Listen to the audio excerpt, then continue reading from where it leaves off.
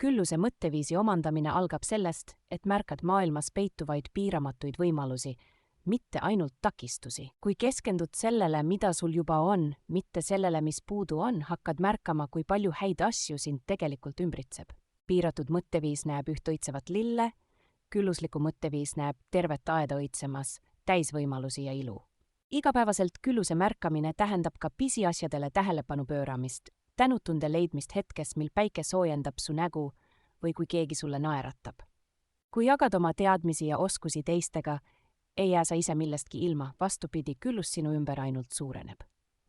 Piirangud on sageli vaid meie mõtetes, kui usud, et midagi on võimalik, hakkad märkama teid, kuidas seda saavutada. Külluse mõtteviisi jaoks on oluline ka vaimne praktika. Tähelepanelik olemine aitab sul märgata õnnistusi, mis muidu võiksid tähelepanuta jääda.